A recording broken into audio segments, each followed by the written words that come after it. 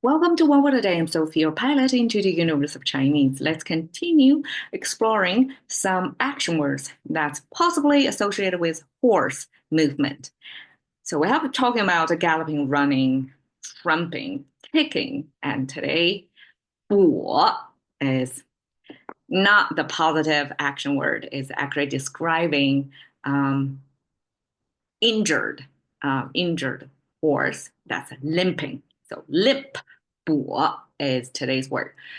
And the way Chinese express limping is interesting. We have the foot symbol on the left, just as the other action words that both horses and humans can use. And we use human body part to express this as a leg movement involving a kneecap and the right foot in particular. This is your big toe, and you can see your big toe is on the left side, right? So this is right foot and kneecap together to mean it's movement involving your lower leg.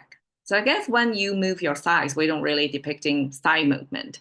Most of the movement Chinese observe is below the kneecap. If you're walking or doing anything, tramping, jumping, all that is this character.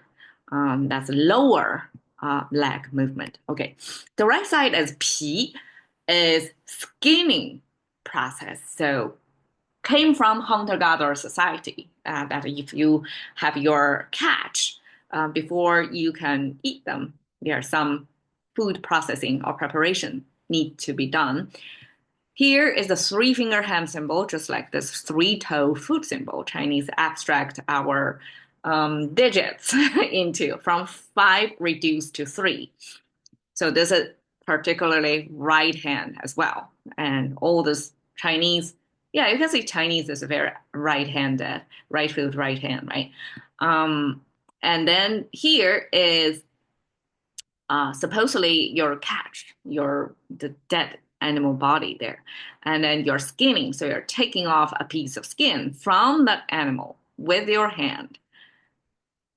Cannot think too deep about that. It must be quite a bloody scene. I only ever witnessed how my mom killed a chicken and butchering the chicken. It's very bloody. That's the maximum of animal cruelty as a food source, right? And nowadays, it's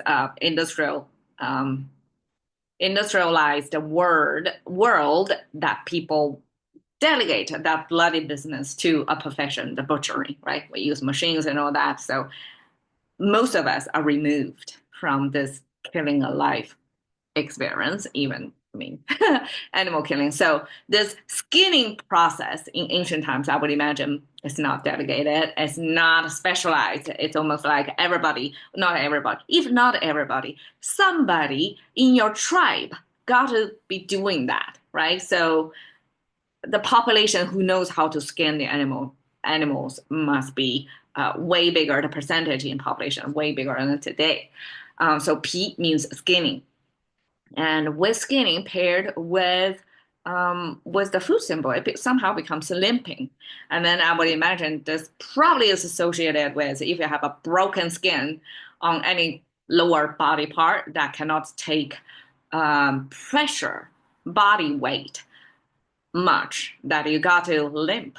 So that's the condition of having the way of limping, because it's hard to draw a picture of how people behave across space and time on this 4D frame, right? So a lot of times the language does is to pair two concepts together to use our reasoning to deduce. So if we have this skinning process, meaning somewhere on your skin is broken, it's talking about human behavior. So it's a your skin being skinned, and then paired with movement of the foot or lower leg movement, then we can imagine that's the way people walk when they have a broken skin.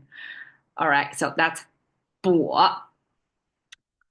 Now expressions 邮物具利物跛. Okay, again, this is an expression in the dictionary. I don't use this in my everyday life, but I think this is a good culturally meaning-packed expression. If you see three of them together, that means probably it's even earlier in the language journey.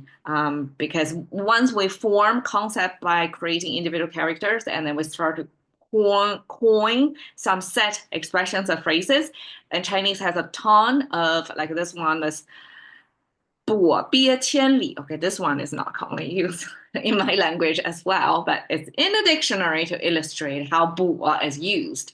That most later day set expressions are made of four characters to tell in a super succinct way to tell a story. And we immediately get a moral from it, just packed into four characters. So if you see three of them, that can also mean it's even earlier in time, that when we start to compose, to organize our thoughts into a little bit more complicated way. So here, 游物具 means if you go out travel means you get out of your tribe, right? Get out of your comfort zone. You're going somewhere else where the languages, customs, cultures, even the look of people may be different. You travel. 物具, you don't hold arrogant air, because oftentimes, because I live on the edge of two cultures, right? I'm this interfacing with two language systems, two cultures, specifically China, US, all that, geopolitical conflicts, or, this biosystem, this ecosystem, symbiotic but also competitive nature of our, global village that I'm living on both sides. I can hear both sides' stories. That it's very easy to happen. That incidents or misunderstandings happen because you don't have the context of each other's lives. How people use language as a result of their lives, of their history, all that language is like the tip of the iceberg, right? We only use that tip to imagine the whole iceberg behind. And in communication, oftentimes we don't have time to dig the whole iceberg out. Like who nowadays, we're a meme culture and shorts video era. I appreciate your time sitting here, getting me through this. I'm trying my best to be concise and compact. That who would have the patience to truly understand where the other person come from, even within the same culture. You can still have localized sub context that you just don't know. Like a generalization is our enemy of of all, many bad things. So stereotypes, generalization, misunderstanding, all that talks about this tendency of we tend to treat people we don't understand. We don't come from the same context. We are going to judge the other side with this arrogance, is like my way is the right way. Your way is a barbarian or somewhat inferior way. So here the ancient expression is give a warning to people when you travel, you're across your culture, across your region. You don't show arrogance. You better zip, not judging, before you dip yourself long enough in their context to be able to observe first before judging. So that's 有物具, 立物, 跛. So if you stand, you don't limp. So that's, I guess, a behavioral requirement of people. When you stand up straight, tall. You don't, sideways or limping. I guess that's behavior requirement as appropriate way to carry yourself. So that too, the 3-word phrases to give you the clue of some ancient value system in there in language. 不憋千里 means this limping. 憋 is food turtle. So turtle raised soft-shelled turtle raised for the purpose of being food. It's said to be potent to treat some, symptoms. I don't exactly know what, but it seems like it's associated with longevity. So it's a longevity food. And but we do use bee as a kind of soft-shelled animal that's in our food, but on its own can also has its own will, travel its own way. And even if it's limping, this food source turtle, which I guess, in our human value system would degrade it to it. I mean, it's below our food chain, right? It's not like sea turtle. It's hard to catch.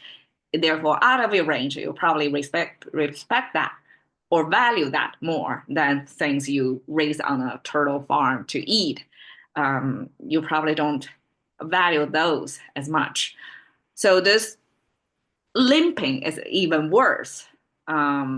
Conditioned turtle, they in that condition, in that social status, of course we're not talking about turtle, and if that turtle or person persists, can still travel 1,000 miles. So that's culturally giving you here is not a warning, but an encouragement of no matter what condition you come in, maybe you're limping, maybe you're this food for some other, people above you. You may be their food source, or you may be their slave, or however.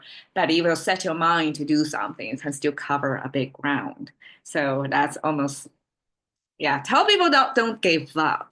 Um, they still can travel. They still have hope. Okay, so here is simply 'buo,' this poor kitty, to visually illustrate what 'buo' looks like. All right, thank you for your time. See you another.